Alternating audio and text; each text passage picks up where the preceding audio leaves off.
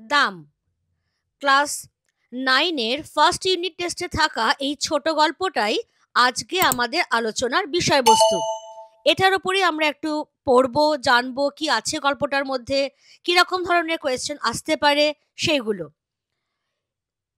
সাধারণভাবে 4 ধরনের কোয়েশ্চেন এখান থেকে আসতে পারে, যেমন বহুবিকল্পীয় প্রশ্ন বা এমসিকিউ, নেক্সট অতি সংক্ষিপ্ত উত্তরধর্মী প্রশ্ন বা এসএকিউ, সংক্ষিপ্ত উত্তরধর্মী প্রশ্ন বা শর্ট আনসার টাইপ কোয়েশ্চেন্স, আর রচনাধর্মী প্রশ্ন বা এসে টাইপ কোয়েশ্চেন্স।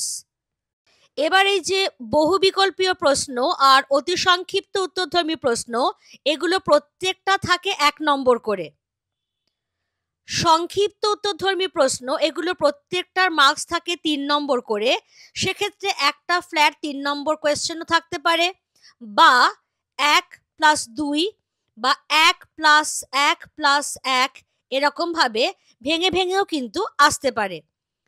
এসে টাইপ কোয়েশ্চেন্সের ক্ষেত্রেও একই কথা, মার্কস থাকবে 5, একটা ফ্ল্যাট 5 মার্কসের কোয়েশ্চেন এলো, বা 1+4 বা 3+2 এরকম বিভিন্নভাবে ভেঙে ভেঙেও আসতে পারে। তোমাদের পড়বার এবং বোঝবার সুবিধের জন্য আমরা গোটা ভিডিওটাকে কয়েকটা চ্যাপ্টার্সে ভাগ করে দিয়েছি।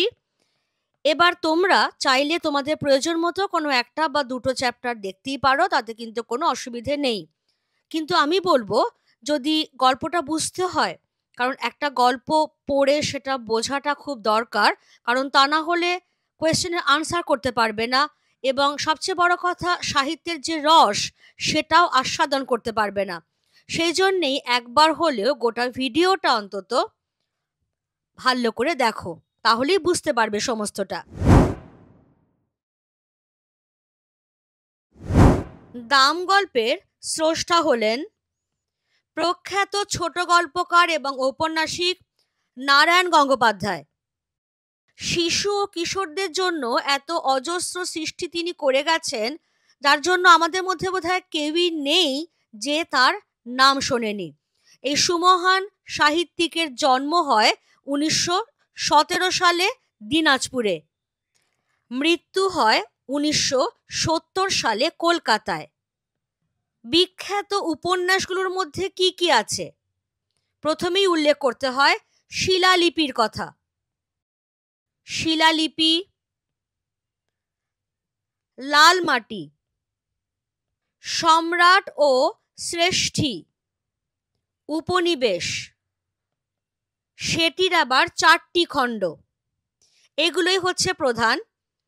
এবার জনপ্রিয় গল্প গ্রন্থ, ছোট গল্প নয় কিন্তু, সংকলন, যার মধ্যে উল্লেখযোগ্য হলো বিতংশ, দুঃশাসন, ভোগবতী, এইরকম অনেকগুলোই আছে। এই 3টেই প্রধান।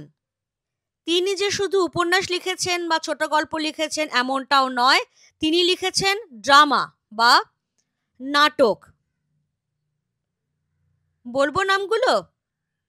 ভাড়াটে চাই, 12 ভূতে, পরের উপকার করিও না, ভীমবধ। পড়া না এগুলো? আমি 100% শিওর যে তোমাদের মধ্যে বেশিরভাগেরই এগুলো পড়া, এবং তোমরা যখন সেগুলো পড়েছো, এখনো সেগুলো যখন পড়ো তখন হাসতে হাসতে গড়িয়ে পড়ো। কারণ এটাই সাহিত্যিকের বৈশিষ্ট্য, যে তিনি শিশু ও কিশোরদের জন্য যে সৃষ্টিগুলো করে গেছেন সেগুলো বেশিরভাগই হাস্যরসাত্মক। আর একটা যেটা আমি বলবো সেটা হচ্ছে তার সৃষ্ট জনপ্রিয়তম চরিত্র, অনেকে হয়তো বলেও ফেলছো মনে মনে, সেটা হচ্ছে টেনিদা। বাংলা সাহিত্যে যে দাদারা রয়েছেন, যেমন ফেলুদা, যেমন পিন্ডিদা, সেরকমই রয়েছেন টেনিদা। পটলডাঙ্গার টেনিদা তার 3 সঙ্গীকে নিয়ে যে কাণ্ডকারখানা করেছেন সেগুলো তোমার আমার সবারই পড়া। অর্থাৎ 4 মূর্তির যে কাণ্ডকারখানা, টেনিদা, প্যালা, হাবুল, ক্যাবলা, এদেরকে নিয়ে তার যে গল্প উপন্যাসগুলো রয়েছে, অজস্র রয়েছে। সেই কয়েকটা উপন্যাসের কথা যদি আমি বলি, চার মূর্তি। উপন্যাসটার নামই চার মূর্তি। আর একটা বলতে পারি চার মূর্তির অভিযান, ঝাউ বাংলোর রহস্য, এইরকম অজস্র আছে। যত তুমি এগুলো পড়বে তত তুমি সেই জগৎটার মধ্যে হারিয়ে যাবে এবং তাকে আরো ভালো করে চিনতে পারবে, স্রষ্টাকে। এবার এই প্রাথমিক কথাবার্তার ওপর ভিত্তি করেই আমরা সরাসরি চলে যাব আমাদের পাঠ্য যে দাম গল্পটায়, কারণ সেখানে কিন্তু আমরা ঠিক এই চেনা পরিচিত যে লেখক নারায়ণ গঙ্গোপাধ্যায় একটু অন্য রকম রূপে পাবো। কি রকম সেটা জানতে হলে অবশ্যই আমাকে একটুখানি গল্পটা পড়তে হবে।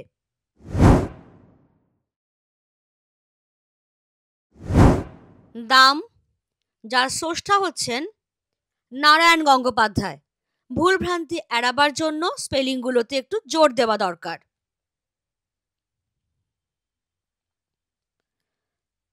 স্কুলে কি বিভীষিকায় যে ছিলেন ভদ্রলোক, আমাদের অঙ্ক কষাতেন। আশ্চর্য পরিষ্কার ছিল মাথা। যেসব জটিল অঙ্ক নিয়ে আমরা ঘন্টার পর ঘন্টা পণ্ডশ্রম করেছি, একবার মাত্র তাকিয়ে দেখতেন তার দিকে, তারপরেই এগিয়ে যেতেন ব্ল্যাকবোর্ডে। খসখস করে ঝড়ের গতিতে এগিয়ে চলত খড়ি। হঠাৎ খড়ি ভেঙে গেলে বিরক্ত হয়ে টুকরো দুটো আমাদের দিকে ছুঁড়ে দিয়ে তৎক্ষণাৎ আরেকটা তুলে নিতেন। একটু পরেই আমরা রোমাঞ্চিত হয়ে দেখতুম ছবির মতো অঙ্কটা সাজিয়ে দিয়েছেন। পৃথিবীতে যত অঙ্ক ছিল সব যেন ওর মুখস্থ, কিংবা মুখস্থ বললেও ঠিক হয় না, মনে হতো আমাদের অদৃশ্য অক্ষরে বোর্ডে আগে থেকেই কষা রয়েছে, অথচ উনি দেখতে পাচ্ছেন ঠিক, আর সঙ্গে সঙ্গে তার উপরে খড়ি বুলিয়ে চলেছেন। অঙ্কে যারা 100-র মধ্যে 100 পায়, ওর ভয়ে তারাই তটস্থ হয়ে থাকতো। আর আমাদের মতো যেসব অঙ্ক বিশারদের টেনে টুনে কুড়িয়ে উঠতে চাইতো না, তাদের অবস্থা সহজেই কল্পনা করা যেতে পারে। প্রকাণ্ড হাতের প্রচণ্ড চড় খেয়ে মাথা ঘুরে যেত, কিন্তু কাঁদবার জো ছিল না। চোখে এক ফোঁটা জল দেখলেই ক্লাস ফাটিয়ে হুংকার ছাড়তেন, পুরুষ মানুষ হয়ে অঙ্ক পারিস নে, তার উপরে কাঁদতে লজ্জা করে না? এখনই পা ধরে স্কুলের পুকুরে ছুঁড়ে ফেলে দেব। তা উনি পারতেন। ওর চরের জোর থেকেই আমরা তা আন্দাজ করে নিয়েছিলুম। পুরুষ মানুষ হয়ে অঙ্ক পারে না এমন অঘটন কল্পনাও করতে পারতেন না মাস্টার মশাই। বলতেন, প্লেটোর দোরগোড়ায় কি লেখা ছিল জানিস? যে অঙ্ক জানে না এখানে তার প্রবেশ নিষেধ। স্বর্গের দরজাতেও ঠিক ওই কথাই লেখা রয়েছে। যদি সেখানে যেতে চাস তাহলে। স্বর্গের খবরটা মাস্টারমশাই কোত্থেকে জোগাড় করলেন তিনিই জানেন।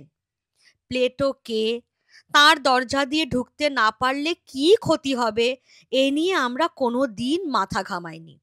তাছাড়া যে স্বর্গে পা দিয়েই জ্যামিতির এক্সট্রা কষতে হবে কিংবা স্কোয়ার মেশারের অঙ্ক নিয়ে বসতে হবে, সে স্বর্গের চাইতে লক্ষ যোজন দূরে থাকায় আমরা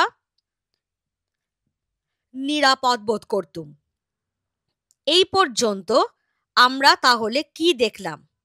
আমরা দেখলাম যে একটা গল্প বলা হচ্ছে।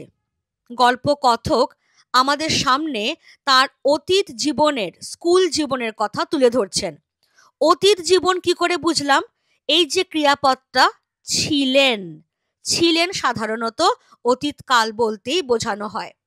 তাহলে এক ভদ্রলোকের কথা বলা হচ্ছে যিনি স্কুলে বাকি সবার কাছে ছিলেন বিভীষিকা। বিভীষিকা কথাটার অর্থ হচ্ছে আতঙ্ক, অর্থাৎ যাকে বলা যেতে পারে মূর্তিমান, টেরর।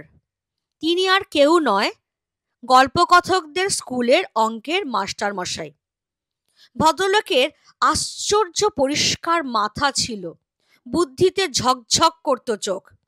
যে অঙ্ক নিয়ে ছাত্ররা ঘন্টার পর ঘন্টা বসেই রয়েছে, ভেবে ভেবে কিছুতেই তার সমাধান বার করতে পারছে না, তিনি মাত্র একবার, জাস্ট একবার সেই অঙ্কটার দিকে তাকিয়ে দেখতেন।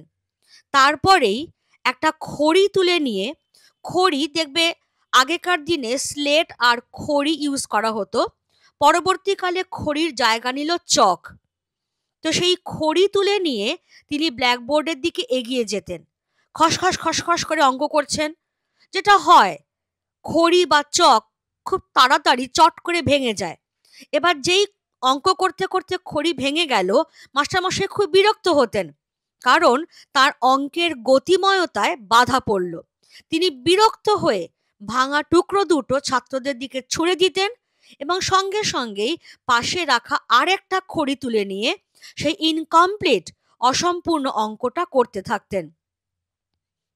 কিছুক্ষণের মধ্যেই ছাত্ররা রোমাঞ্চিত, শিহরিত হয়ে দেখত যে অঙ্কটা নিয়ে তারা এতক্ষণ পণ্ডশ্রম করেছে, কিছুই করতে পারেনি, সেই অঙ্কটা ছবির মতো ব্ল্যাকবোর্ডে সাজানো হয়ে গেছে।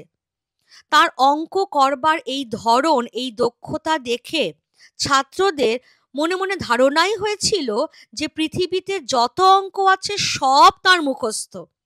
এমনকি কিছু কিছু ছাত্র তো এটাও ভেবে নিয়েছিল যে বোর্ডে আগে থেকেই অদৃশ্য অক্ষরে অঙ্কগুলো সব করা রয়েছে, কেবল তিনিই দেখতে পাচ্ছেন আর সেই অদৃশ্য অক্ষরগুলোর ওপরে খালি খড়ি বুলিয়ে যাচ্ছেন।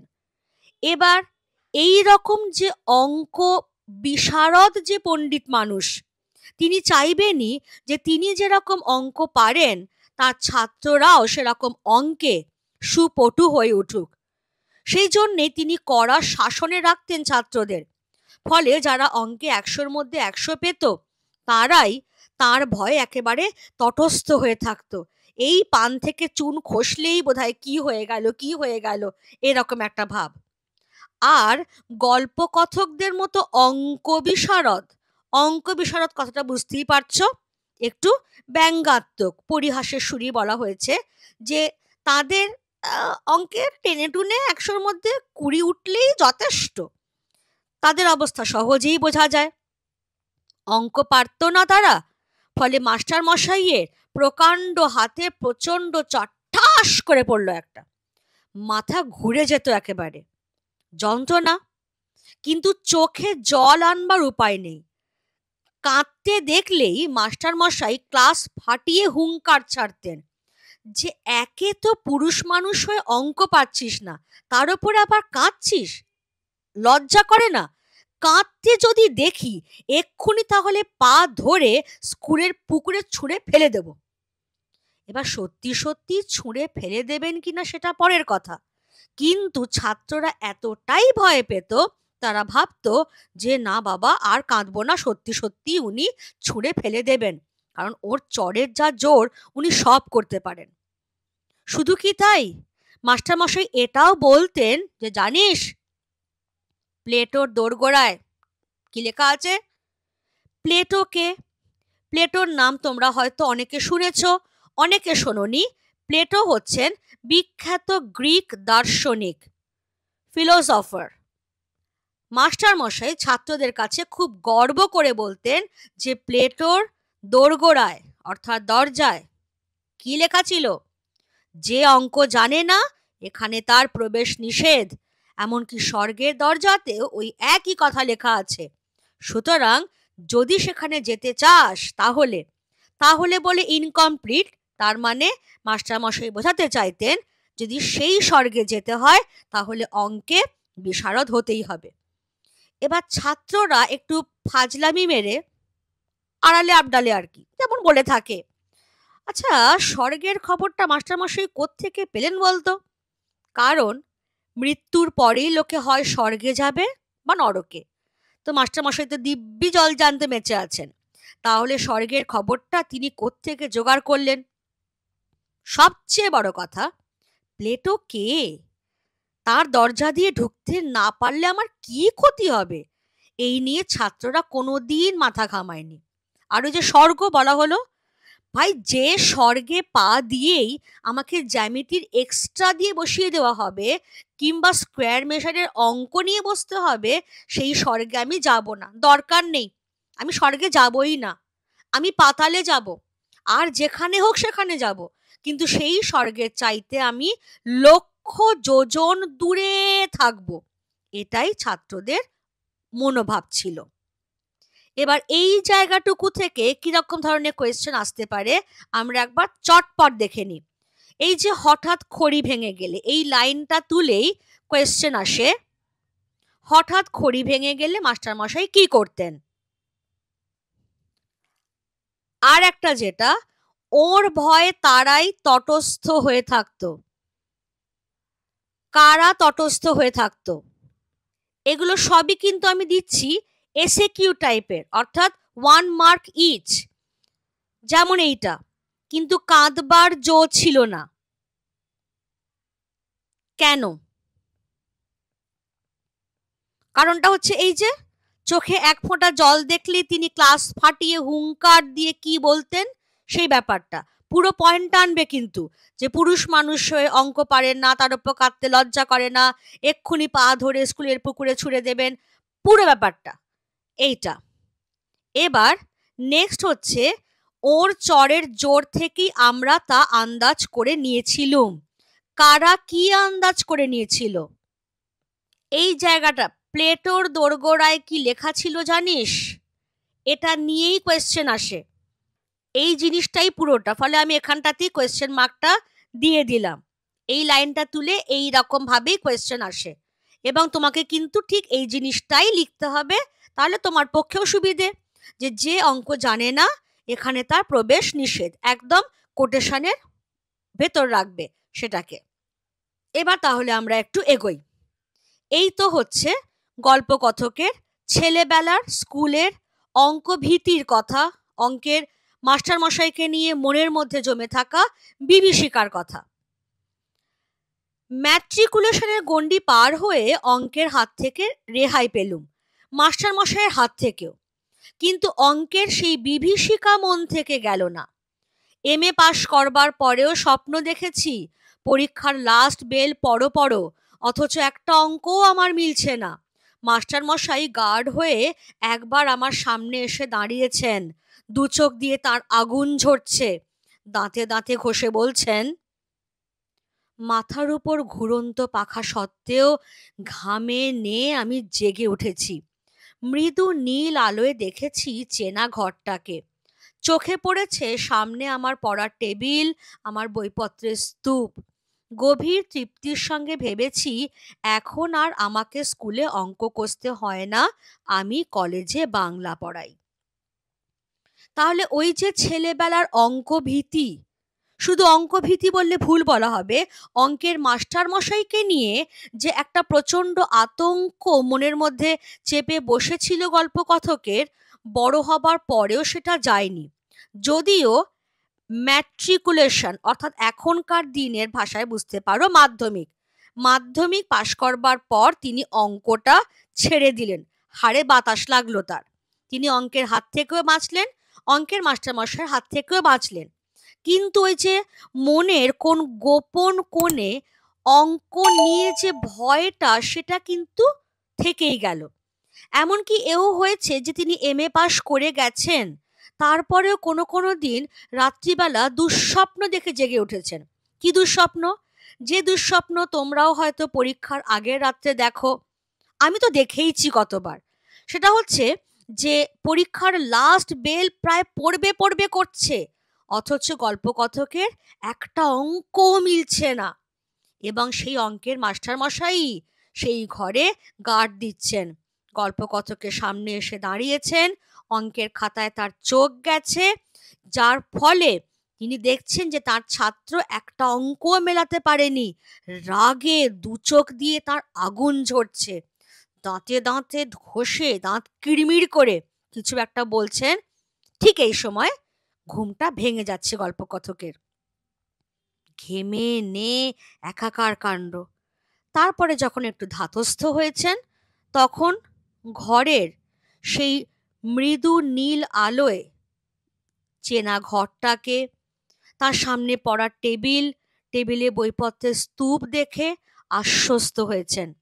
কেন না, ততক্ষণে তিনি বুঝতে পেরেছেন যে না না, এখন তো আমাকে আর স্কুলে অঙ্ক কষতে হয় না, আমি একটা কলেজে বাংলা পড়াই। এইটা হচ্ছে তার আশ্বস্ত হবার কারণ। গল্পকথক যখন মাঝ বয়সী, সেই রকম সময় কি হলো, একদিন একটি পত্রিকার পক্ষ থেকে ফরমাশ এলো আমার ছেলেবেলার গল্প শোনাতে হবে। আমি জানালুম লেখক হিসেবে আমি নিতান্ত সামান্য ব্যক্তি, আমার ছেলেবেলার গল্পে কারো কোনো কৌতূহল নেই। তাছাড়া এমন কোনো স্মরণীয় ঘটনা ঘটেনি যে আসর করে তার লোককে শোনাতে পারি। কিন্তু কর্তৃপক্ষ ছাড়লেন না। তারা জানালেন সাহিত্যের ইন্দ্র, চন্দ্র, মিত্র, বরুণেরা কেউ তাদের বিশেষ পাত্তা দেননি। অতএব অতএব আমি ভাবলুম তাহলে নির্ভয়ে লিখতে পারি। ওরা নিজেরা ছাড়া ওদের কাগজের বিশেষ পাঠক নেই, সুতরাং আমার আত্মকথা কারো কাছে স্পর্ধার মতো মনে হবে না। কয়েকটি ঘরোয়া মানুষের কাছে ঘরোয়া গল্প বলবো, ওটা প্রীতির ব্যাপার, পদমর্যাদার নয়। কাগজ কলম নিয়ে বসে গেলুম। মনে এলো মাস্টার মশাইয়ের কথা। লিখলুম তাকে নিয়েই। ছবিটা যা ফুটলো তা খুব উজ্জ্বল নয়। লেখবার সময় কল্পনার খাত কিছু মিশিয়ে নিলুম, সেটা বলাই বাহুল্য। সেই সঙ্গে সদুপদেশও একটু বর্ষণ করেছিলুম। মূল কথাটাই ছিল অহেতুক তাড়না করে কাউকে শিক্ষা দেওয়া যায় না। গাধা পিটিয়ে ঘোড়া করতে গেলে গাধাটাই পঞ্চত্ব পায়, তার প্রমাণ আমি নিজেই।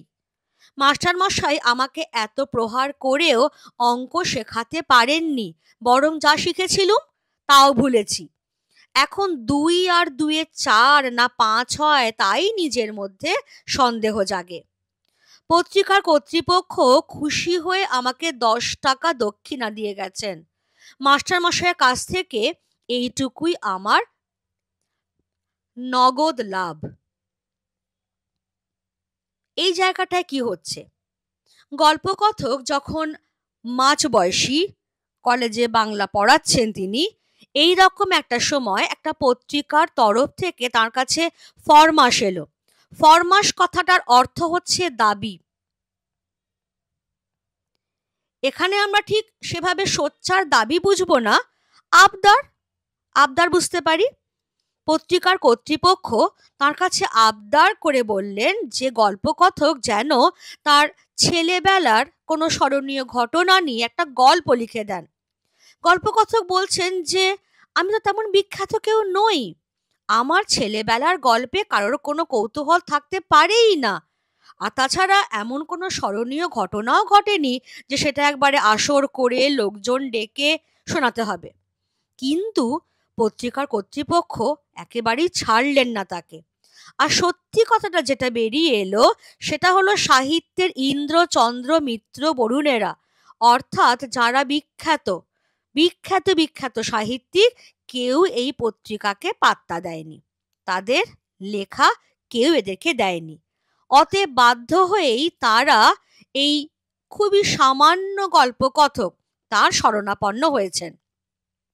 কথক যখন ব্যাপারটা বুঝতে পারলেন তখন এটা উপলব্ধি করলেন যে তাহলে আমি নিশ্চিন্তে নির্ভয়ে লিখতে পারি, কারণ এই খবরের কাগজটা এমন যে এরাই এদের প্রকাশক, এরাই এদের পাঠক, এছাড়া আর কোনো পাঠক নেই। সুতরাং কয়েকটা ঘরোয়া মানুষের কাছে আমি আমার ঘরোয়া কথা বলবো, আড্ডার ছলে, বৈঠকি মেজাজে। ওটা একটা প্রীতির ব্যাপার, ভালোবাসার ব্যাপার, পদমর্যাদার নয় যে আমি কত ছোট মাপের সাহিত্যিক না বড় মাপের সাহিত্যিক, এ সমস্ত নয়। তাই জন্য কাগজ কলম নিয়ে গল্পকথক গল্প লিখতে বসে গেলেন। মনের মধ্যে সবসময় কুরকুর কুরকুর করছে ওই অঙ্কভীতিটা, এবং যার কারণে অঙ্কভীতি সেই অঙ্কের মাস্টারমশাইয়ের কথা। কাজেই যখনই লিখতে বলা হলো প্রথমেই তার মাথায় চলে এলো অঙ্কের মাস্টারমশাইকে নিয়েই লিখব। লেখাটেখা হয়ে গেল। বোঝাই যাচ্ছে, তোমরা আন্দাজই করতে পারছো যে মাস্টারমশাইকে নিয়ে তিনি যে খুব ভালো ভালো কথা লিখবেন এমনটা তো নয়। কারণ মাস্টারমশাই কি করেছেন, সবসময় তাদেরকে বকেছেন, মেরেছেন, অঙ্ক না পারলে মার খেয়ে চোখে জল অবধি আসতে দেননি। তো ভেতরে একটা রাগ, একটা আক্রোশ, একটা অভিমান সবকিছু জমেছিল। সেই সমস্ত কিছুই ফুটে বেরোলো গল্পটার মধ্যে। ফলে মাস্টার মশাইয়ের ছবিটা খুব উজ্জ্বল হয়ে ফুটে উঠল না, বরং বেশ অনুজ্জ্বল হয়েই ফুটে উঠল, ডার্ক শেডটাই বেশি। এবং লেখক এখানে যেটা আমাদের ধরিয়ে দিচ্ছেন, গল্পকথকের ভাবনাটা কি, যে এই গল্পটা লেখবার সময় তিনি কল্পনার খাদ বেশ কিছুটা মিশিয়েছেন। অর্থাৎ যতটা না ঘটেছে অন্তত তার 20 গুণ 30 গুণ বাড়িয়ে চড়িয়ে বলেছেন, এবং বলতে গিয়ে একটা সদুপদেশও বর্ষণ করেছেন, উপদেশ দিয়েছেন। কি উপদেশ দিয়েছেন? সেটা হচ্ছে যে গাধা পিটিয়ে ঘোড়া করা যায় না। গাধা পিটিয়ে ঘোড়া করতে গেলে গাধাটাই পঞ্চত্ব পায়। পঞ্চত্ব কথাটার অর্থ হচ্ছে মৃত্যুবরণ, মারা যাওয়া। তাহলে গাধা পিটিয়ে ঘোড়া করতে গেলে মাঝখান থেকে যেটা হয়, গাধাটাই মারা যায়। যার প্রমাণ গল্পকথক স্বয়ং। কারণ এই যে মাস্টার মশাই ছেলেবেলায় তাকে এত মেরেছেন, তার ফলে কি হয়েছে? অঙ্কটা তো শেখাতে পারেননি, বরং যেটা শিখেছিলেন সেটাও এখন পুরোপুরি ভুলে গেছেন।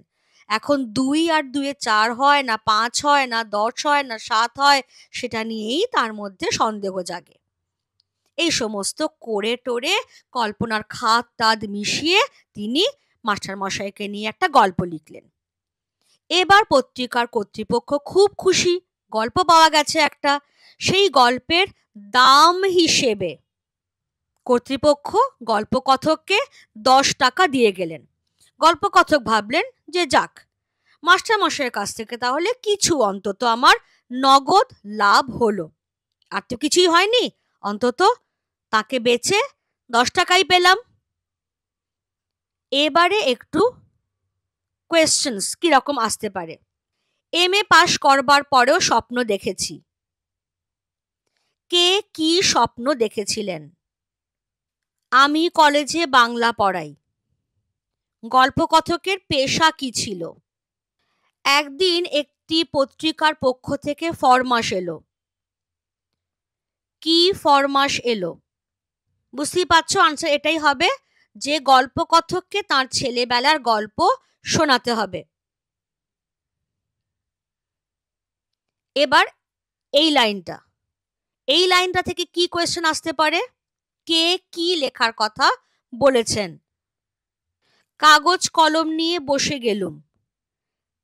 কে কেন বসে গেলেন? এগুলো সবই 1 নম্বরের জন্য, বা 3 মার্কসের কোয়েশ্চেন যদি থাকে তার পার্ট কোয়েশ্চেনের জন্য। এবার এইটা, ছবিটা যা ফুটলো তা খুব উজ্জ্বল নয়। কোন ছবির কথা বলা হয়েছে?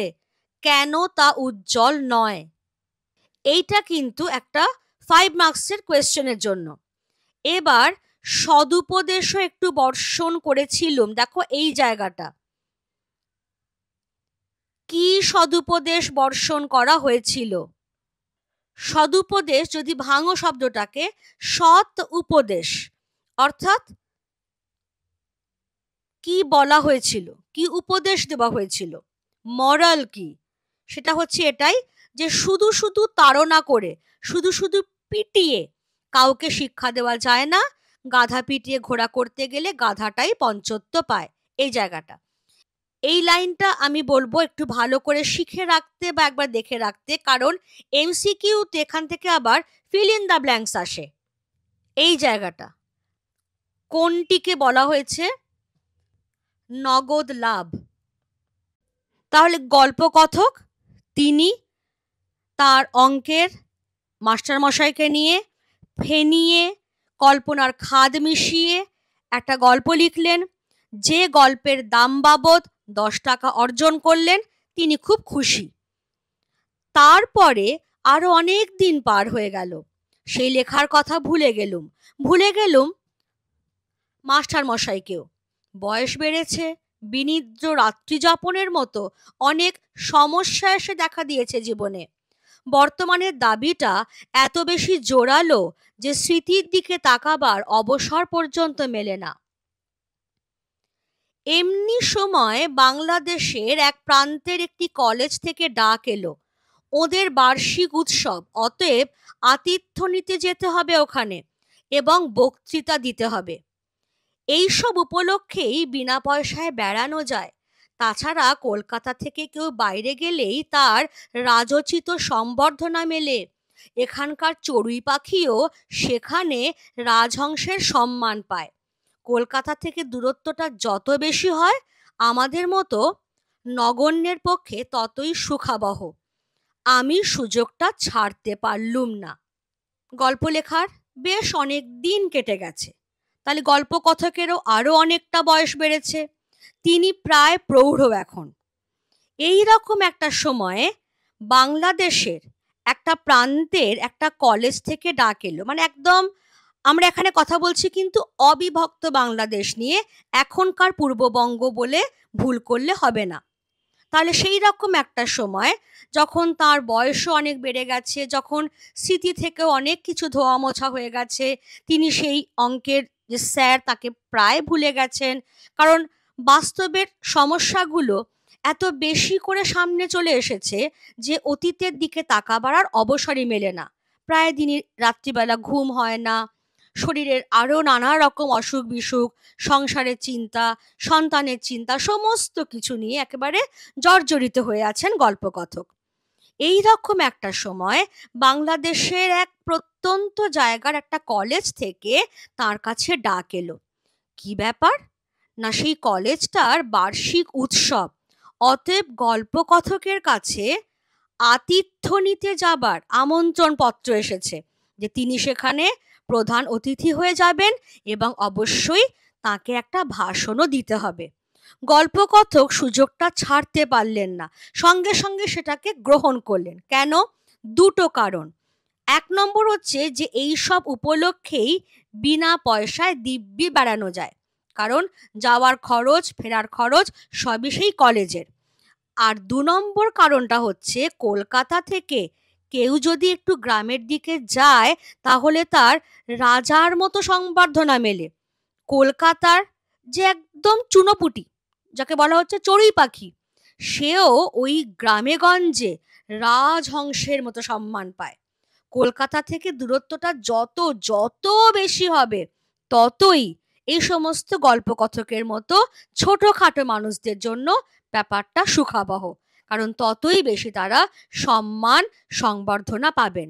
সেই জন্যই গল্পকথক সুযোগটা ছাড়তে পারলেন না। এখান থেকে চট করে যে কোয়েশ্চেনটা আমরা জেনে নেব, কে কোন সুযোগ ছাড়তে পারলেন না। গিয়ে পৌঁছতে চা, খাবার, আতিথেয়তার উচ্ছ্বাস। ছেলেরা তো এলোই, দু চারজন সম্ভ্রান্ত লোক এসেও বিনীতভাবে আলাপ করে গেলেন। এমনকি খান কয়েক অটোগ্রাফের খাতা পর্যন্ত এগিয়ে এলো। রোমাঞ্চিত কলেবরে আমি স্বাক্ষরের সঙ্গে সঙ্গে বাণী বিতরণ করতে লাগলুম। ব্যক্তি হিসেবে আমি যে এত মূল্যবান এর আগে কে ভেবেছিল সে কথা। সভায় জাঁকিয়ে বক্তৃতা করা গেল। রবীন্দ্রনাথ থেকে 12টা উদ্ধৃতি দিলুম, কার একটা ইংরেজি কোটেশন চালিয়ে দিলুম বার্নার্ড শর নামে। শেষে দেশের তরুণদের নিদারুণভাবে জাগ্রত হতে বলে যখন টেবিলে একটা প্রকাণ্ড কিল মেরে বক্তৃতা শেষ করলুম, তখন অল্পের জন্য ফুলদানিটা রক্ষা পেল। আর হল ফাটানো হাততালিতে কান বন্ধ হওয়ার জো। বুড়ো প্রিন্সিপাল পর্যন্ত মুগ্ধ হয়ে আমাকে বললেন, ভারী চমৎকার বলেছেন আপনি, যেমন সারগর্ভ তেমনই সুমধুর। আমি বিনীত হাসিতে বললুম, আজ শরীরটা তেমন ভালো নেই, তাই মনের মতো করে বলতে পারলুম না। পাশে দাঁড়িয়ে থাকা ছেলেরা বিস্ময়ে চোখ কপালে তুলল। শরীর ভালো নেই তাতেই এরকম বললেন স্যার? শরীর ভালো থাকলে তো অর্থাৎ প্রলয় হয়ে যেত। আমি উদার হাসি হাসলুম, যদিও মনে মনে জানি এই একটি সর্বার্থ সাধক বক্তৃতাই আমার সম্বল। রবীন্দ্র জন্মোৎসব থেকে বনমহোৎসব পর্যন্ত এটাকেই এদিক ওদিক করে চালিয়ে দিই। তাহলে গল্পকথক গেছেন সেই বাংলাদেশের প্রত্যন্ত একটা গ্রামের কলেজের বার্ষিক উৎসবে প্রধান অতিথি হিসেবে। গিয়ে পৌঁছনো মাত্রই যেমনটা তিনি প্রত্যাশা করেছিলেন, প্রত্যাশা মতোই চা, খাবার, আতিথেয়তা এবং সেই সঙ্গে লোকজনের আগমন সবকিছু মিলিয়ে গল্পকথক উচ্ছ্বসিত, রোমাঞ্চিত, শিহরিত, পুলকিত। কারণ কলেজের ছেলেরা তো এলোই, আরো অনেকজন লোক তার সঙ্গে দেখা করতে এলো, কয়েকটা অটোগ্রাফের খাতা পর্যন্ত এলো। গল্পকথক সেই রোমাঞ্চিত, শিহরিত কলেবরে অটোগ্রাফের খাতায় সই করছেন এবং সঙ্গে সঙ্গে মূল্যবান বাণী বিতরণ করছেন। তিনি ভাবছেন, আমি যে এত মূল্যবান সেটা আমিই জানতাম না এতদিন। যাক, জানা গেল যে আমারও দাম আছে। এরপর এলো সভায় বক্তৃতা দেবার সময়। জাঁকিয়ে বক্তৃতা করলেন। কিরকম জাঁকালো বক্তৃতা! রবীন্দ্রনাথ থেকে 12খানা উদ্ধৃতি। কার একটা ইংরেজি কোটেশন মনে পড়ছে না ঠিক, চালিয়ে দিলেন বার্নার্ড শর নামে। আরে কে দেখতে গেছে! তারপর যা হয়, সব শেষে দেশের তরুণ প্রজন্মকে সাংঘাতিকভাবে, নিদারুণভাবে জাগ্রত হতে বলে টেবিলে একটা ধমাস করে কিল মেরে যখন তিনি বক্তৃতা শেষ করলেন, সেই কিলের চোটে টেবিলটা এমন কেঁপে উঠল যে ফুলদানিটা পড়তে পড়তে বেঁচে গেল কোনো রকমে। আর সে কি হাততালি, সে কি হাততালি, সে কান বন্ধ হওয়ার জো। বৃদ্ধ প্রিন্সিপাল মুগ্ধ, অভিভূত। কি চমৎকার বলেছেন আপনি! যেমন সারগর্ভ তেমনই সুমধুর। গল্পকথক আরেকটু দর বাড়াবার জন্য বলছেন, আজকে আসলে শরীরটা তেমন ভালো নেই তো, তাই সেরকম বলতে পারলাম না, মানে আমার মনের মতো করে বলা হলো না আর কি। বৃদ্ধ প্রিন্সিপালের পাশেই দাঁড়িয়েছিল কলেজের কয়েকটি ছেলে। গল্পকথকের এই কথা শুনে তাদের চোখ বিস্ময়ে একেবারে কপালে উঠে গেছে। কি বলছেন কি স্যার? শরীর ভালো নেই তাতেই এই বললেন? যদি শরীর ভালো থাকতো, গল্পকথক ভাবছেন, তাহলে আর কি, প্রলয় হয়ে যেত।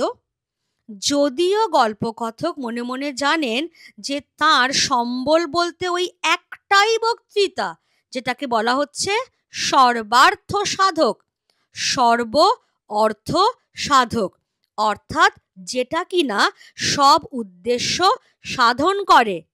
মানে এমন একটা কমন বক্তৃতা তিনি সেট করে রেখেছেন, যেটাকে তিনি রবীন্দ্র জন্মোৎসবই হোক কি বনমহোৎসবই হোক, যে কোনো জায়গাতে গেলেই একটু এদিক ওদিক করেই চালিয়ে দিতে পারেন। তাহলে বুঝতেই পারছো যে এই বক্তৃতার মধ্যে কিন্তু সত্যি সত্যি সারবত্তা বলে কিছু নেই।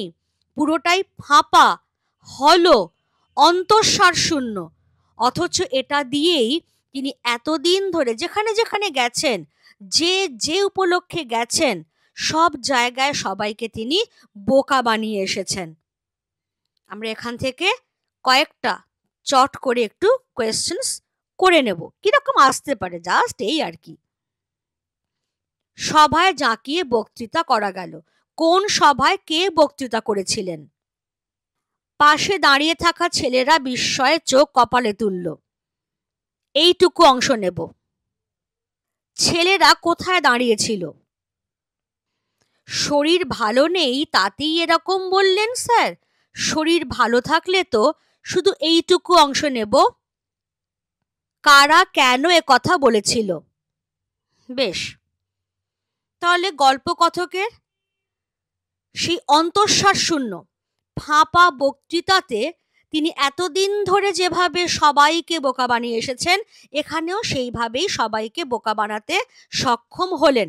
সবাই একেবারে ধন্য ধন্য করছে, সাংঘাতিক প্রশংসা করছে, এবং সেই স্তুতি, স্তুতি মানে হচ্ছে প্রশংসা, স্তুতিতে স্ফীত মনে চায়ের পেয়ালায় চুমুক দিয়েছি। এমন সময় একটি ছেলে এসে খবর দিলে এক বুড়ো ভদ্রলোক আমার সঙ্গে দেখা করতে চান। প্রিন্সিপাল বললেন, বেশ তো, ডেকে আনো এখানে। ছেলেটি বললে তিনি আসতে চাইছেন না, বাইরে মাঠে দাঁড়িয়ে রয়েছেন। গল্পকথক ভাবছেন, আমার বক্তৃতায় নিশ্চয়ই কি অভিভূত হয়েছেন, আমাকে অভিনন্দন জানাবেন। এ অভিজ্ঞতা আগেও হয়েছে। সুতরাং দাক্ষিণ্য পুলকিত চিত্তে আমি বললুম, আচ্ছা চলো, আমি যাচ্ছি। হলের বাইরে ছোট একটা মাঠ তরল অন্ধকারে ঢাকা। অত আলো থেকে বেরিয়ে এসে প্রথমে ভালো করে কিছু দেখতে পেলুম না। তারপর চোখে পড়ল মানুষটিকে। কুঁজো লম্বা চেহারা, মাথার সাদা চুলগুলি চিকমিক করছে। গল্পকথক। সবাই তাকে ঘিরে প্রশংসা করছে। সেই প্রশংসায় তিনি স্ফীত মনে, মানে একবারে চওড়া বুক আরো চওড়া হয়ে গেছে, তিনি চায়ের পেয়ালায় বসে বসে চুমুক দিচ্ছেন, তৃপ্তির সঙ্গে চা পান করছেন। এমন সময় যেটা হলো, কলেজেরই একটি ছেলে এসে বলল, তাহলে গল্পকথক কোথায় ছিলেন? বৃদ্ধ প্রিন্সিপালের ঘরে ছিলেন, যেখানে আশেপাশে কলেজের আরো কিছু ছেলে ছিল, যারা তার কথা শুনে বিস্ময়ে চোখ কপালে তুলেছিল। তো সেইখানেই কলেজের আরেকটি ছেলে এসে খবর দিল যে এক বুড়ো ভদ্রলোক, এই যে কলকাতা থেকে আসা মহামান্য প্রধান অতিথি, তার সঙ্গে একবার দেখা করতে চান। প্রিন্সিপাল বললেন, বেশ তো, ডেকে আনো এখানে। ছেলেটি বলল, না না, উনি আসলে ভেতরে আসতে চাইছেন না, উনি বাইরেই মাঠে দাঁড়িয়ে রয়েছেন। এই পর্যন্ত শুনে গল্পকথক ভাবছেন, আমারই কোনো গুণমুগ্ধ শ্রোতা হবেন আর কি, আমার বক্তৃতায় এতটাই অভিভূত হয়েছেন যে আমাকে তিনি কংগ্রাচুলেট করবেন। এই অভিজ্ঞতা আমার আগেও হয়েছে। সেই জন্যেই দাক্ষিণ্য পুলকিত চিত্ত, অর্থাৎ ওই একটু দয়া করে আর কি, মনের মধ্যে একটু দয়ার সঞ্চার হয়েছে যে আমি দেখা দেব, দর্শন দেব আমার ভক্তকে। এইরকম একটা দাক্ষিণ্য, তার সঙ্গে আনন্দ মেশানো মনে তিনি বললেন, আচ্ছা আচ্ছা ঠিক আছে, চলো চলো, আমি যাচ্ছি। হলের বাইরে বেরিয়ে এলেন গল্পকথক। ছোট্ট একটা মাঠ সেখানে, তরল অন্ধকারে ঢাকা। তরল অন্ধকার মানে একেবারে মিশমিশে অন্ধকার। সেইখানেই বেরিয়ে এসে যেটা হয় যে অনেক আলো থেকে যখন আমরা অন্ধকারে ঝট করে আসি, প্রথমটা কিছু আমরা বুঝে উঠতে পারি না। তারপরে যখন অন্ধকারে চোখটা সয়ে যায়, তখন আমরা আবছা আবছা দেখতে পাই। এখানেও ঠিক একই ব্যাপার। অত আলো থেকে বেরিয়ে এসে গল্পকথক প্রথমটায় ভালো করে কিছুই দেখতে পেলেন না। তারপর যখন চোখটা সয়ে এলো, তিনি মানুষটিকে দেখলেন। কুঁজো লম্বা চেহারা, অর্থাৎ লম্বা মানুষ, বয়সের কারণে কুঁজো হয়ে গেছেন। মাথার সাদা চুলগুলো চিকমিক করছে। ওই যে হলঘরের আলোটা হালকা হালকা এসে পড়েছে বাইরে, তাতেই সাদা চুলগুলো চিকমিক করছে। একটা ছোট্ট কোয়েশ্চেন নিয়ে নেব। তারপর চোখে পড়ল মানুষটিকে। কোয়েশ্চেনটা হচ্ছে, মানুষটিকে কেমন দেখতে? গল্পকথক দেখছেন কুঁজো লম্বা চেহারার একজন মানুষ, মাথা ভর্তি সাদা চুল, যেগুলো হালকা আলোয় চিকমিক করছে। এবার সেই মানুষটি ডাকলেন, সুকুমার। আমি চমকে উঠলুম।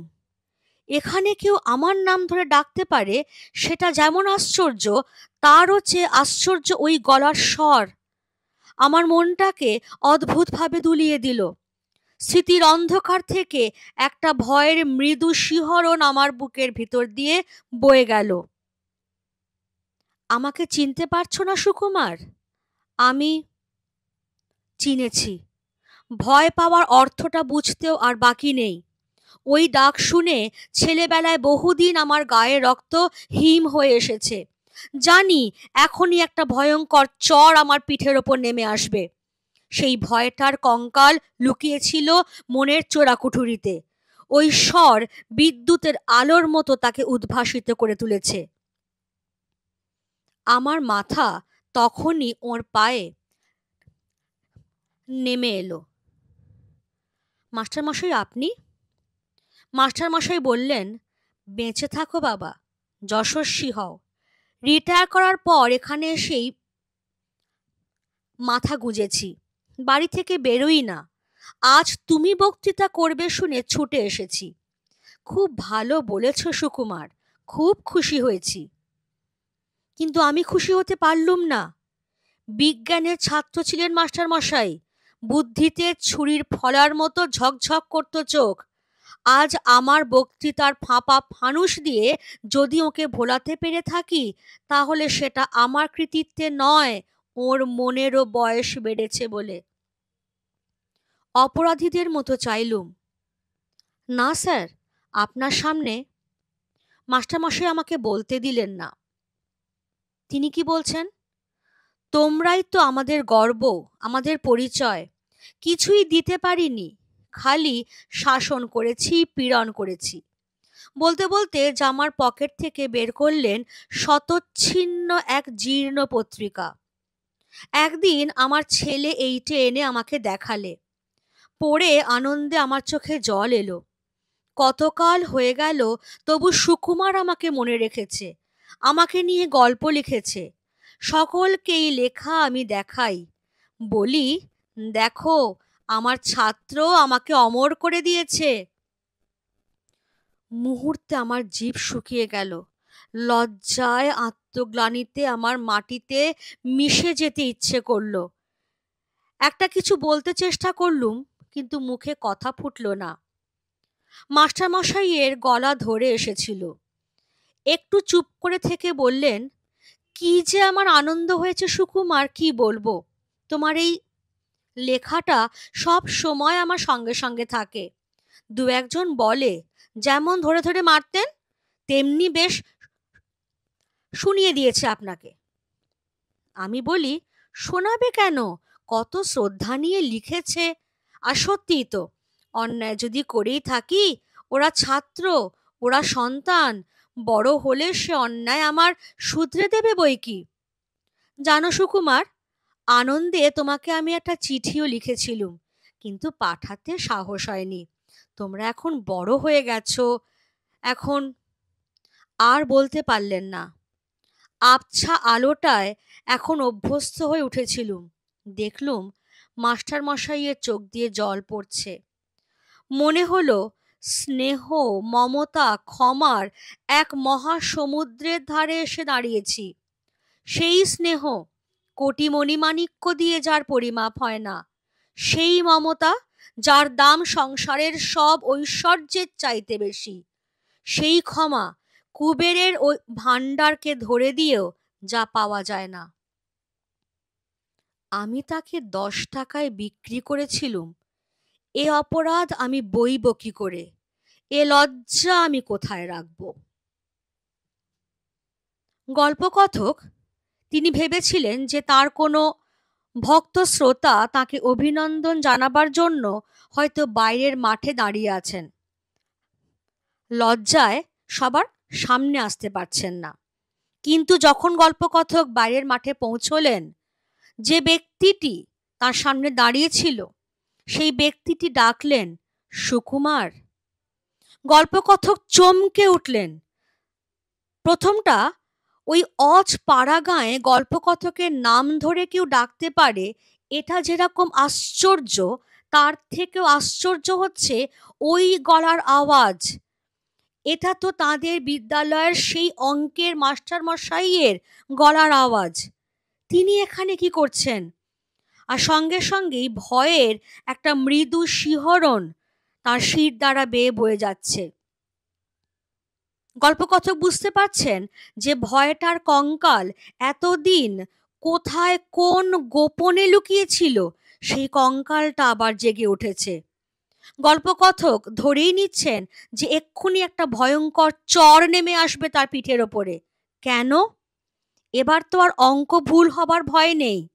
এবার ভয়টা হচ্ছে তিনি একটা অন্তঃসার শূন্য বক্তৃতা দিয়ে সবাইকে বোকা বানিয়েছেন, সেই জন্যেই মাস্টারমশাই তাকে চটটা মারবেন। গল্পকথক মাথা নিচু করে তার স্যারকে প্রণাম করলেন। দেখা যাচ্ছে যেটা ভেবেছিলেন সুকুমার, সেরকমটা কিছুই হলো না। আমরা কিন্তু এই প্রথম, আমি এই জায়গাটায় একটু ফিরে যাব তোমাদের জন্য। সেইখানটায় দেখো,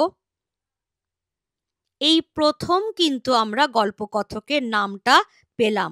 পেজ 14-এ গল্পকথকের নাম সুকুমার। গল্পকথককে তার স্যার কি বলছেন যখন পায়ে হাত দিয়ে প্রণাম করা হচ্ছে? আশীর্বাদ করে বলছেন যে তিনি যেন দীর্ঘায়ু হন, যশস্বী মানে বিখ্যাত হন, এবং জানাচ্ছেন যে মাস্টারমশাই রিটায়ার করবার পর এখানে এসেই থাকেন, বাড়ি থেকে খুব একটা বেরোন না। কিন্তু তিনি শুনেছেন যে আজ এখানে তার ছাত্র সুকুমার আসবে বক্তৃতা দিতে, আর সুকুমারের কথা শুনবেন বলেই তিনি এত বছর পর বাড়ি থেকে বেরিয়েছেন। এবং সত্যি কথা বলতে কি, সুকুমারের বক্তৃতা তার খুব ভালো লেগেছে, সুকুমার খুব ভালো বলেছে, তিনি খুব খুশি হয়েছেন। সুকুমার কিন্তু খুশি হতে পারছেন না, কারণ তিনি তো জানেন যে তার বক্তৃতাটা ফাঁপা ফানুস, যার মধ্যে সত্যিকারের সারবত্তা কিছু নেই। ফলে সেটা শুনে যদি মাস্টারমশাই খুশি হতে পারেন, তাহলে সেটা সুকুমারের কৃতিত্বে নয়, মাস্টারমশাইয়ের মনেরও বয়স বেড়েছে। কারণ মাস্টারমশাই বিজ্ঞানের ছাত্র ছিলেন, বুদ্ধিতে ছুরির ফলার মতো ঝকঝক করত চোখ, যে কোনো কঠিন অঙ্ক একবার তাকিয়েই মুহূর্তের মধ্যে বোর্ডে কষে ফেলতেন। সেই মানুষটা যদি সুকুমারের ফাঁপা ফানুসের মতো বক্তৃতায় খুশি হতে পারেন, তার মানেই তার মনেরও বয়স হয়েছে, মনটাও বৃদ্ধ হয়েছে। সুকুমার কিছু একটা বলতে চাইছেন, মাস্টারমশাই বলতে দিচ্ছেন না। তিনি আবেগে আপ্লুত হয়ে গদগদ হয়ে বলছেন, দেখো সুকুমার, সারাটা জীবন কিছুই তো দিতে পারিনি তোমাদের, খালি শাসন করেছি, বকেছি, মেরেছি, কিন্তু তুমি আমাকে কতটা সম্মান দিয়েছো বলো তো। বলতে বলতেই জামার পকেট থেকে সেই শতচ্ছিন্ন পত্রিকাটা বার করলেন, যে পত্রিকায় গল্পকথক তার মাস্টারমশাইকে নিয়ে গল্প লিখেছিলেন, তাকে বিকৃত করে গল্প লিখেছিলেন, যেখানে মাস্টারমশাইয়ের ছবিটা খুব উজ্জ্বল হয়ে ফোটেনি। অথচ মাস্টারমশাই সেই পত্রিকাটাকে কত যত্ন করে রেখেছেন।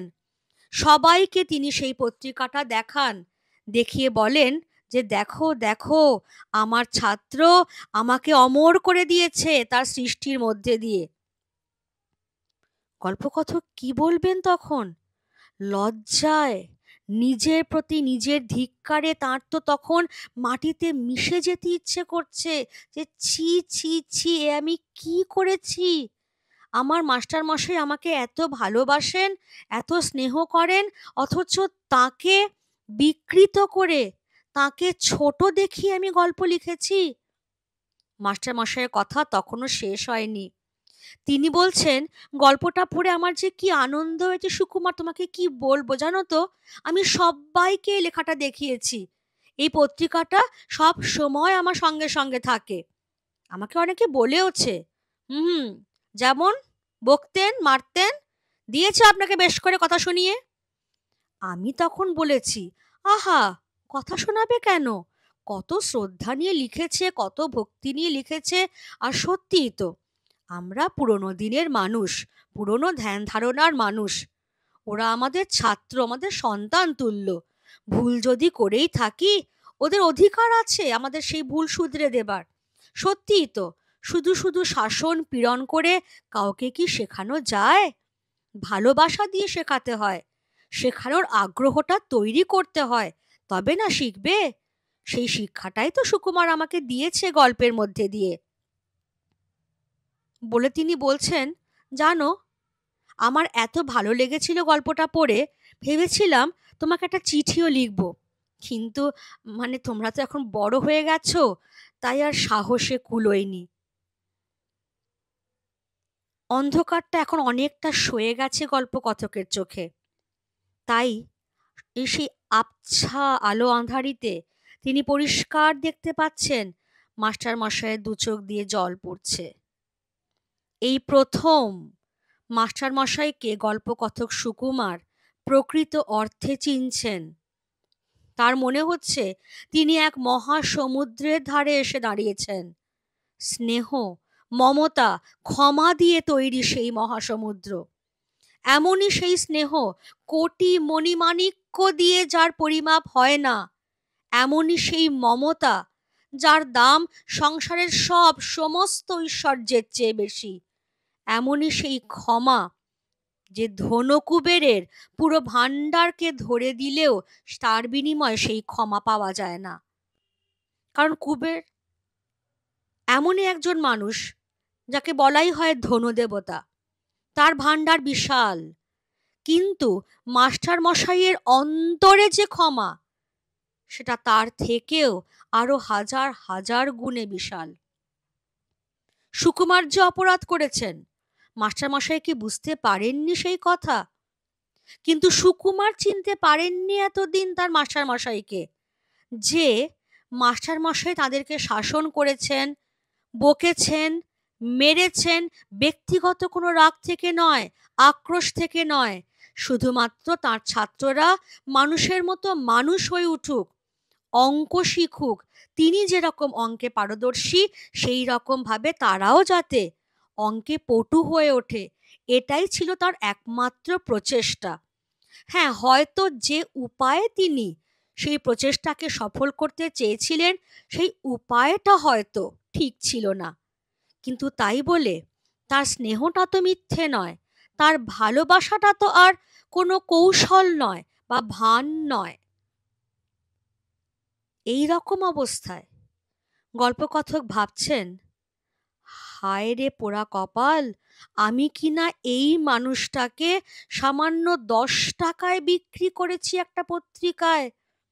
এই অপরাধ সারা জীবন ধরে আমি কি করে বইব? এই লজ্জা আমি কোথায় রাখব?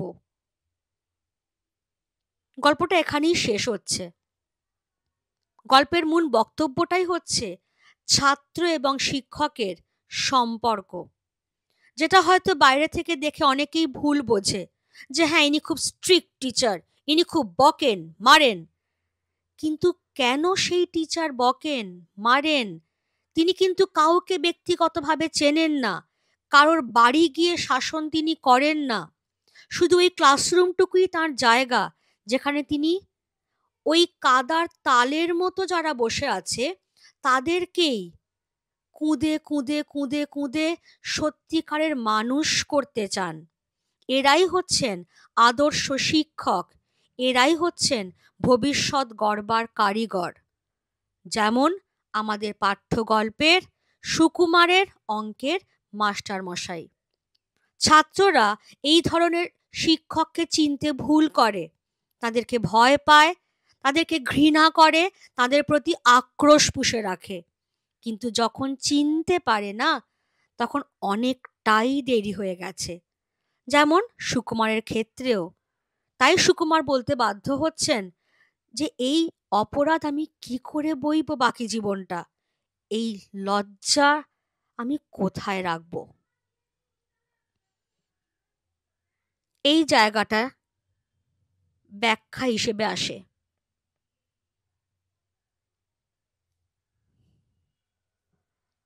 এই লাইনটা তুলে কোয়েশ্চেন আসে, বক্তা কে?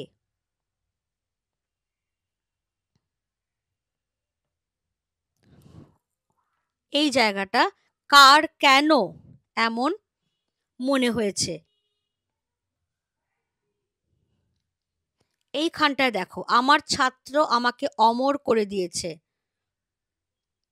কে কিভাবে কাকে অমর করেছে, কিন্তু পাঠাতে সাহস হয়নি। কার কি পাঠাতে সাহস হয়নি। আর এই জায়গাটা, এ অপরাধ আমি বইব কি করে, এ লজ্জা আমি কোথায় রাখব? বক্তাকে কেন তার এমন কথা মনে হয়েছে?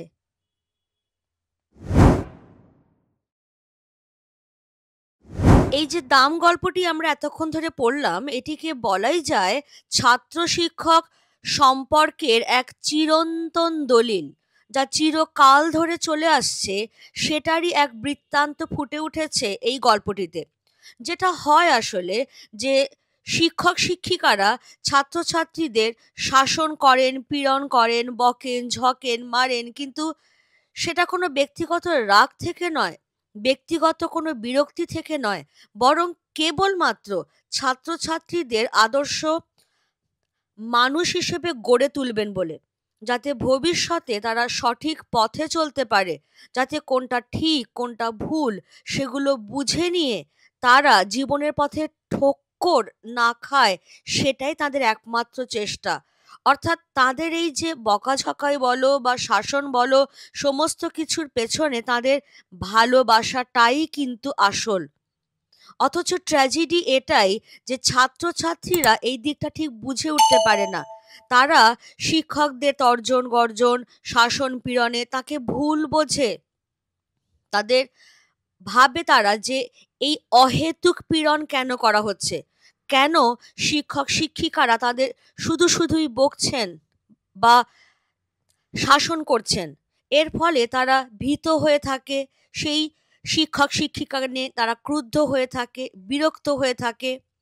কিন্তু যখন তারা বড় হয়, যখন তারা ভবিষ্যতের জীবনে প্রতিষ্ঠিত হয়, যখন বিভিন্ন ভাঙা গড়া ওঠা পড়ার মধ্যে দিয়ে জীবনের পথে চলে, তখন তারা প্রকৃত সত্যটাকে উপলব্ধি করতে পারে যে হ্যাঁ, শিক্ষক শিক্ষিকারা আমাদের তখন বকেছিলেন, শাসন করেছিলেন বলেই আজকে আমরা বুঝতে পারছি যে কোনটা ঠিক কোনটা ভুল। তখন আমরা তাদের প্রতি বিরক্ত হয়েছিলাম বটে, রাগ করেছিলাম বটে, কিন্তু আজকে যখন আমরাই বড় হয়েছি, আমরাই হয়তো ছেলেমেয়ের বাবা মা হয়েছি, বা আমরাই হয়তো কোথাও পড়াচ্ছি, তখন আমরা তাদের জায়গাটা উপলব্ধি করতে পারছি যে এটা কেবলমাত্র তারা আমাদের ভালোর জন্যই করেছিলেন। সেইটা বুঝে তখন সেই ছাত্র বা ছাত্রীর মনে অনুতাপ এবং অনুশোচনা জাগে, যেটা দাম গল্পের গল্প কথক সুকুমারের ক্ষেত্রে হয়েছে। ছোটবেলায় অঙ্কের স্যারকে নিয়ে তার মনে একটা ভয় কাজ করতো, একটা বিরক্তি কাজ করতো, একটা রাগ ছিল মনের মধ্যে, যে তিনি শুধুই তাদেরকে বকতেন, শাসন করতেন, অহেতুক অকারণে পীড়ন করতেন। আর সেই রাগ বিরক্তি, সেই ক্ষোভ এবং ভয় থেকেই সুকুমার তার অঙ্কের মাস্টার মশাইকে নিয়ে সমালোচনা করে, তাকে অপমান করে একটা গল্প লিখেছিলেন। কিন্তু পরবর্তীকালে যখন সুকুমারও প্রৌঢ় এবং তার অঙ্কের স্যারও যখন বৃদ্ধ, যখন দেখা হচ্ছে দুজনের, কথাবার্তা হচ্ছে, তখন সুকুমার তার ভুলটা বুঝতে পারছেন, যে মাস্টার মশাইয়ের শাসনের পেছনে লুকিয়ে থাকা সোহাগটাকে তারা চিনে উঠতে পারেননি। এবং তখনই সুকুমার উপলব্ধি করছেন যে দয়া, মমতা, ক্ষমার এক মহাসমুদ্রের ধারে এসে তিনি দাঁড়িয়েছেন। আর তখনই তার অনুতাপ হচ্ছে এইটা ভেবে যে এই মাস্টার মশাইকে নিয়ে গল্প লিখে তিনি যে 10 টাকা অর্জন করেছিলেন, এই অপরাধ তিনি সারা জীবন কি করে বইবেন, এই লজ্জাটা তিনি কোথায় রাখবেন। এটাই হয় ছাত্র শিক্ষক সম্পর্কে, এটাই হয়ে থাকে। এরপরে আমরা যদি কথকের অঙ্কের মাস্টার মশাইকে নিয়ে একটু আলোচনা করি যে তার চরিত্রটা ঠিক কেমন। আমি এখানে যেটা বলেছি আদর্শ শিক্ষক, এটাতে আমি একটু পরে আসছি। আগে একটু দেখে নিই যে তিনি মানুষটা কেমন, তার চরিত্রের কোন শেডস, কোন দিক আমাদের সামনে উঠে আসছে। প্রথমত তিনি তো অঙ্কে সুদক্ষ, যে অঙ্ক নিয়ে ছেলেরা ঘন্টার পর ঘন্টা পণ্ডশ্রম করেছে, সেই অঙ্কে একবার মাত্র চোখ বুলিয়েই তিনি খসখস করে বোর্ডে কষে ফেলছেন কয়েক মিনিটের মধ্যে। দেখে এমনটাই বোধ হচ্ছে পৃথিবীর সব অঙ্ক তার মুখস্থ। শুধু মুখস্থ না, বোর্ডে অদৃশ্য অক্ষরে প্রথম থেকেই করা আছে, তিনি শুধু তার উপরে খড়ি বুলিয়ে চলেছেন।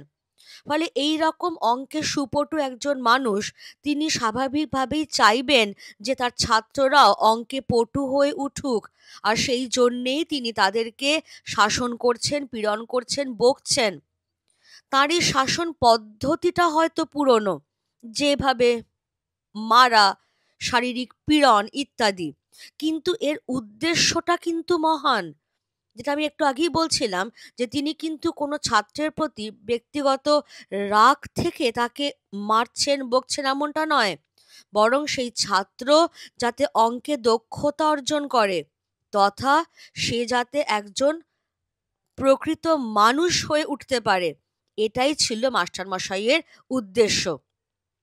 যার জন্যই দেখো পরবর্তীকালে সেই ছাত্র, আমরা যদি সুকুমারের কথাই নেই, সেই ছাত্র যখন সমাজে প্রতিষ্ঠিত হচ্ছে, কারণ সুকুমার পরবর্তীকালে কলেজে বাংলা পড়াচ্ছেন, তার মানে সামাজিক জীবনে তিনি সুপ্রতিষ্ঠিত, তখন কিন্তু সেই খবরও মাস্টারমশাই পাচ্ছেন এবং ছাত্র সমাজে প্রতিষ্ঠিত হচ্ছে বলে তিনি নিজেকে সম্মানিত ভাবছেন। এবার সেই ছাত্র তাকে অপমান করে, তাকে ব্যঙ্গ করে গল্প লিখেছে, এটা তিনি বোঝেননি ভেবেছ? নিশ্চয়ই বুঝেছেন, কিন্তু এই বিষয়টাকে তিনি ক্ষমা করে দিয়েছেন, বরং গর্বিত হয়েছেন এইটা ভেবে যে তার ছাত্র ছাপার অক্ষরে তাকে অমর করে দিয়েছে।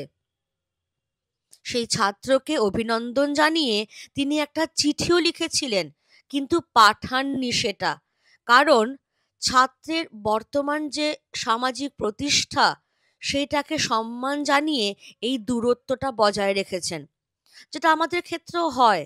তোমরা যখন ছোট থাকো, আমাদের ক্লাসে আমাদের সঙ্গে যখন পড়াশোনা করো, আমরা তোমাদেরকে ভালোবেসেই কাছে টেনে নিই। তখন তোমরা ভুল করলে আমরা নিশ্চয়ই তোমাদেরকে বকি, শাসন করি। কেন? যাতে তোমরা বুঝতে পারো যে কোনটা ভুল, কোনটা ঠিক। তোমাদের ভুলটাকেও যদি আমরা প্রশ্রয় দিই যে হ্যাঁ ঠিক আছে ঠিক আছে, তাহলে তুমি তো কোনোদিন বুঝতেই পারবে না যে তুমি এটা ভুল করেছো।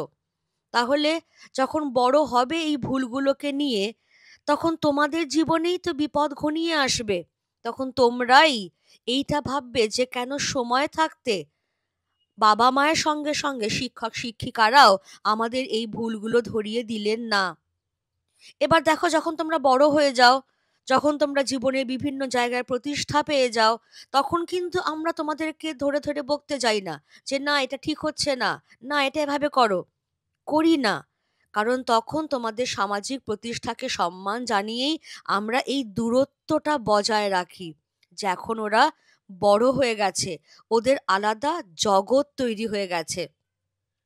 এ সবটাই কিন্তু এই ভালোবাসাটা থেকে আসছে, যে তোমাদের যখন আমরা বকছি বা তোমরা যখন সমাজে প্রতিষ্ঠা পাচ্ছ, আমরা সম্মানিত বোধ করছি, তখন একটা দূরত্ব বজায় রাখছি।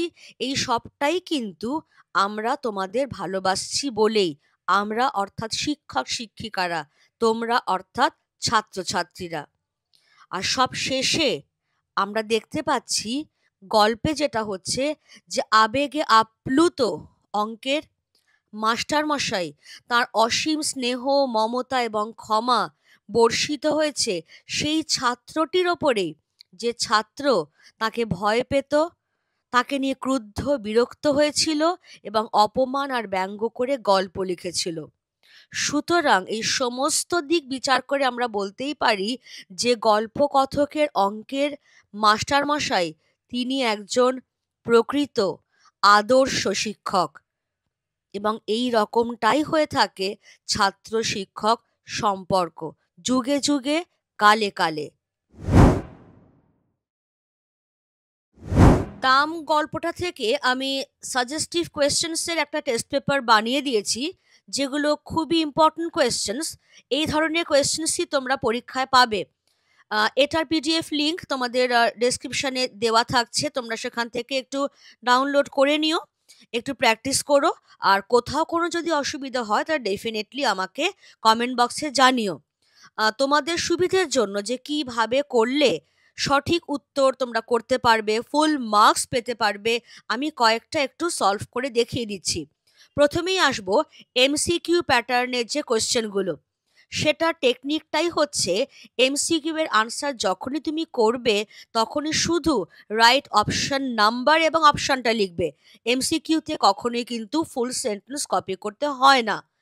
এখানে যেটা বলা হচ্ছে, তা উনি পারতেন, কি দেখে এমন আন্দাজ করেছিলেন কথক, কোথা থেকে অংশটা গ্রহণ করা হয়েছে সেই জায়গাটা যদি আমরা একটু খুঁজে নিই, তাহলে আপনা আপনি আমরা অপশনটা বেছে নিতে পারবো। তা উনি পারতেন, পাওয়া গেছে লাইনটা। এবার কি দেখে কথকরা সেটা আন্দাজ করেছিলেন, ওর চরের জোর থেকেই আমরা তা আন্দাজ করে নিয়েছিলাম। এবার তাহলে ব্যাক করছি আমি আমাদের এই কোয়েশ্চেন পার্টটাতে। তাহলে বোঝাই যাচ্ছে অপশন খ আমাদের সঠিক উত্তর, তার চরের জোর দেখে।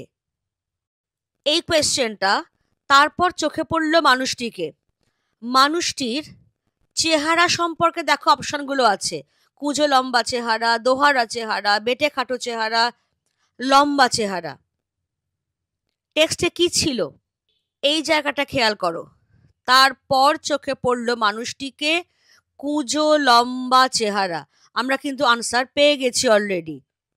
সঠিক উত্তর তাহলে অপশন ক, কুঁজো লম্বা চেহারা। এই রকম ভাবেই ভালো করে যদি টেক্সটটাকে পড়ো, একদম খুঁটিয়ে খুঁটিয়ে পড়ো এবং ভিডিওটাকে যদি ভালো করে দেখো এবং শোনো, তাহলেই দেখবে তোমরা সমস্ত রকম কোয়েশ্চেনের আনসার খুব ভালো করে করতে পারছো। এসএকিউতে যদি আমি একটু যাই, তাহলে ছেলেরা বিস্ময়ে চোখ কপালে তুলল। কেন ছেলেরা বিস্মিত হয়েছিল? সেখানে যেটা হয়েছিল তোমাদের খেয়াল থাকবে যে সুকুমার বলেছিলেন যে আজকে নেহাত শরীরটা তেমন ভালো নেই, অর্থাৎ তেমন করে তার জন্য বলতে পারলেন না, আর তাতেই ছেলেরা বিস্মিত হয়েছিল। তাহলে যদি আমরা এরকম ভাবে বলি, গল্পকথক সুকুমার বলেছিলেন সেদিন তার শরীরটা তেমন ভালো নেই বলেই মনের মতো করে বক্তৃতা দিতে পারলেন না। তাহলে শরীর ভালো থাকলে যে কি হতো সেটা ভেবেই ছেলেরা বিস্মিত হয়েছিল। এই কোয়েশ্চেনটা যেমন, এই অপরাধ আমি বইব কি করে, কে কি অপরাধ করেছিলেন? কে মানে বুঝতেই পারছো, গল্পকথক সুকুমার। এবার কি অপরাধ যদি আমরা বলি, সেটা হচ্ছে যে সুকুমার তার অঙ্কের মাস্টারমশাইয়ের অহেতুক পীড়নে ভীত এবং ক্রুদ্ধ হয়ে পরবর্তীকালে তাকে অপমান এবং সমালোচনা করে একটা গল্প লিখে 10 টাকা অর্জন করেছিলেন। এটাই হচ্ছে সেই অপরাধ। আমি জাস্ট পয়েন্টস এখানে দিয়ে দিচ্ছি। এই দুটো পার্টে আনসারটা ভাগ হয়ে গেল। এইরকম ভাবে প্র্যাকটিস করতে করতে যেও। এবার কম বেশি 60 শব্দে উত্তর, অর্থাৎ যেগুলো সংক্ষিপ্ত উত্তরধর্মী প্রশ্ন। এক্ষেত্রে এই 3 মার্কস কোয়েশ্চেন অনওয়ার্ডস উৎসটা কিন্তু ম্যান্ডেটরি। সেখানে পরপর কোয়েশ্চেনগুলো দেখবে, যেটা আমি বললাম সবগুলোই পড়াতে পড়াতে আমি বোঝাতে গিয়েছি। যেখানে অসুবিধে তোমাদের হবে প্র্যাকটিস করতে গিয়ে আমাকে জানিও। যেমন, তাদের অবস্থা সহজেই কল্পনা করা যেতে পারে, এই জায়গাটা কোন জায়গা থেকে? আমাদের মতো যেসব অঙ্ক বিশারদে টেনে টুনে কুড়িয়ে উঠতে চাইতো না, তাদের অবস্থা সহজেই কল্পনা করা যেতে পারে। তাহলে এটাই হচ্ছে তোমার কোয়েশ্চেনে দেওয়া সেই কোটেশনটা। তাদের অবস্থা মানে গল্পকথক সুকুমারদের মতো ছাত্রদের, যাদের টেনে টুনে অঙ্কে কুড়িয়ে উঠতে চাইতো না, তাদের কথাই এখানে বলা হয়েছে। এবার পরের যে পার্ট কোয়েশ্চেনটা রয়েছে তার আনসার কিন্তু এই ঠিক যে জায়গাটা আমি হাইলাইট করলাম তার পরের অংশটাতে, যে তারা যখন অঙ্ক পারছে না, মাস্টারমশাইয়ের প্রকাণ্ড হাতের প্রচণ্ড চর খেয়ে মাথা ঘুরে যাচ্ছে, কাঁদতেও পারছে না, কারণ কাঁদলে মাস্টারমশাই ক্লাস ফাটিয়ে হুঙ্কার দিয়ে কি বলতেন, ইত্যাদি ইত্যাদি যাবতীয় পয়েন্টস আসবে। 4 নম্বরের কোয়েশ্চেনগুলো এসে টাইপ কোয়েশ্চেন, কম বেশি 150 শব্দে উত্তর, সেখানে উৎসটা কিন্তু আমাদের দরকার হবে। এবার এই যে কোয়েশ্চেনটা, ছবিটা যা ফুটলো তা খুব উজ্জ্বল নয়, এটা দিলেই অন্যান্য গল্পের সঙ্গে যখন এই কোয়েশ্চেনটা চলে আসে, কারণ পরীক্ষা তোমাকে তো আর একটা গল্প থেকে কোয়েশ্চেন দেবে না, তোমার পাঠ্য অনেকগুলো গল্প থেকেই আসবে, তখন ছেলেমেয়েরা ভীষণ গুলিয়ে ফেলে এই যে গল্পের এই লাইনটা দাম থেকে নেওয়া, সেটা ভীষণ গুলিয়ে ফেলে। তারা অন্য গল্পের সঙ্গে এটাকে তালগোল পাকিয়ে ফেলে। এই জায়গাটা কোথায় আছে দেখো, এই জায়গাটা যেটা, কাগজ কলম নিয়ে বসে গেলুম, মনে এলো মাস্টারমশাইয়ের কথা, লিখলুম তাকে নিয়েই, ছবিটা যা ফুটলো তা খুব উজ্জ্বল নয়। ঠিক আছে, তাহলে কার ছবি? গল্পকথক সুকুমারের অঙ্কের মাস্টারমশাইয়ের ছবি। এবার কেন তা উজ্জ্বল হয়ে ফুটলো না, যেটা কোয়েশ্চেনে দেওয়া ছিল, সেখানে বুঝতেই পারছো যে গল্পকথক সুকুমারের অঙ্কের মাস্টারমশাইকে নিয়ে তার কি অভিজ্ঞতা ছোটবেলাকার, সেইটা তোমাকে লিখতে হচ্ছে। যে ভয়, ভীতি, ক্রোধ, সমস্ত কিছু। তারপর যখন পত্রিকার পক্ষ থেকে ফরমাস আসছে একটা ছেলেবেলার স্মৃতি রোমন্থন করে গল্প লিখতে হবে, তখন তিনি বেছে নিচ্ছেন অঙ্কের মাস্টারমশাইকেই। এবং তার প্রতি যে রাগটা ছিল, যে ভয়টা ছিল, সেটা নিয়েই তিনি তাকে সমালোচনা করে, রীতিমতো অপমান করে তাকে গল্প লিখেছিলেন। এবং তাতে কিন্তু বেশ কিছুটা কল্পনার খাদ মেশানো ছিল। আর সেই জন্যেই মাস্টারমশাইয়ের ছবিটা খুব উজ্জ্বল হয়ে ফোটেনি। কার ছবি কোথায় ফুটে উঠেছিল 2 মার্কস দেওয়া রয়েছে। তাহলে কার ছবি? বুঝতেই পারছো, গল্পকথক সুকুমারের অঙ্কের মাস্টারমশাইয়ের ছবি। তাকে নিয়ে গল্পকথক যে পত্রিকায় গল্পটা লিখেছিলেন, সেইখানে তার ছবিটা ফুটে উঠেছিল। এবার উজ্জ্বল হয়ে ফুটে উঠল না কেন, সেটা আমি একটু আগেই ব্যাখ্যা করে দিয়েছি। এই রকম ভাবে, যেমন এই 4-এর 4 সভায় জাঁকিয়ে বক্তৃতা করা গেল। কোন সভায় কে বক্তৃতা করেছিলেন, দুটো পার্টে আছে বলেই মার্কস দেওয়া হয়েছে 2। তাহলে বাংলাদেশের এক প্রান্তের কলেজের বার্ষিক উৎসবে গল্পকথক সুকুমার বক্তৃতা করেছিলেন। এবার বক্তৃতাটির বিবরণ দাও। এটা একদম ফ্ল্যাট কোয়েশ্চেন, যে তিনি কোথা থেকে কটা উদ্ধৃতি দিয়েছেন, কার ইংলিশ কোটেশন বার্নার্ড শর নামে চালিয়ে দিয়েছেন, তারপর কাদের জাগ্রত হতে বলে টেবিলে প্রকাণ্ড কিল মেরেছেন, ফুলদানিটার কি অবস্থা হয়েছিল, হল ফাটানো, হাততালি। অথচ গল্পকথক জানেন যে এটা সম্পূর্ণ অন্তঃসার শূন্য একটা বক্তৃতা, যে একটাই বক্তৃতা তার সম্বল, যেটাকেই তিনি রবীন্দ্র জন্মোৎসব থেকে বনমহোৎসব পর্যন্ত একটু এদিক ওদিক করে চালিয়ে দেন। এই পুরো টোটাল জিনিসটাই তোমাকে আনতে হচ্ছে। তাহলে এই রকম ভাবেই তোমরা প্র্যাকটিস করতে থাকো। অসুবিধে হলে আমাকে জানিও, কেমন?